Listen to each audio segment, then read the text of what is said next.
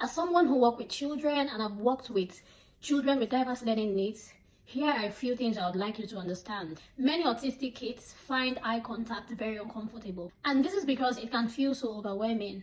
So for you to be able to connect with them, you don't necessarily need to, try to make eye contact with them. You can do this through play, shared laughter, and sometimes you can as well just stay quiet when you're with them and just watch them, go by their moves, And here is another thing.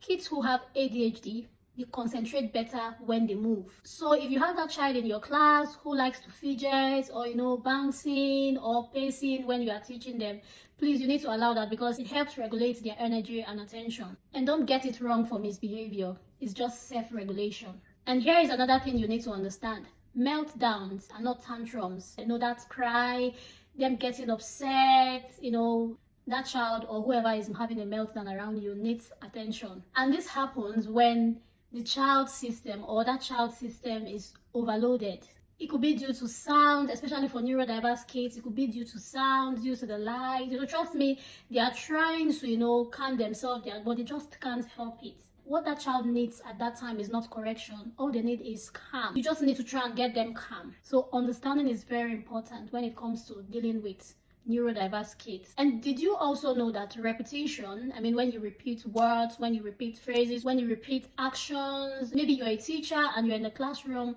trust me, kids these days learn differently. There are some that the moment you say a thing, it will stick. While there are some that you need to keep repeating it, you need to say it over and over again for them to be able to understand. So repetition, repeating words, repeating action in class can actually help a neurodiverse child. It makes them feel calm. And here is another thing. Transitioning, that is moving from one activity to another activity, can feel so overwhelming, can feel like chaos for many neurodiverse children. So you need to take one step at a time. That is why structure is very important. So when you're dealing with children who are neurodiverse, you need to have a clear structure for them so it doesn't get them overwhelmed, it doesn't make them feel anxious. Because trust me, when they don't have a clear picture of what is going to happen next, they get really anxious. It can be so overwhelming. So when it comes to children who are neurodiverse, even children generally, I think having a structure, for them to have an understanding of what their day should look like is very important. Structure is very important. Even you as a person, it will make your life easier. So if you're dealing with children who are neurodiverse, have a structure. And when once you're done with a particular activity, you let them know this is finished. And then you want to move on to the next.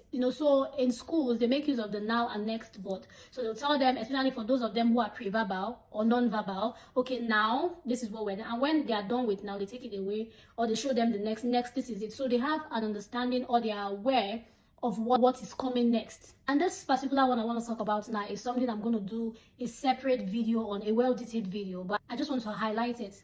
So it is called masking. Did you know that children who are neurodiverse mask just to fit in?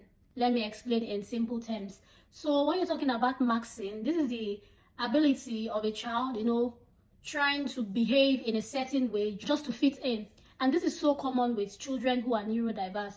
Trust me, this can be so exhausting for them. And that's because, they are trying to hide their true self just to feel accepted. Why? Because the teacher has said, no moving, no jumping, sitting. And trust me, when they get home, they unmask. Like, home should be a safe or maxing zone for them. Since they are not allowed to do that in the classroom, they should be able to do that at home. Trust me, these kids or neurodiverse kids struggle a lot, and this is because they can't help it. So you as their guardian or you just need to understand and be able to support them. So if you made it to this point of my video, thank you so much. And if you want more of this type of content, just leave it in the comments. And if you have any question as well, you can as well leave it in the comments. Thank you. Bye.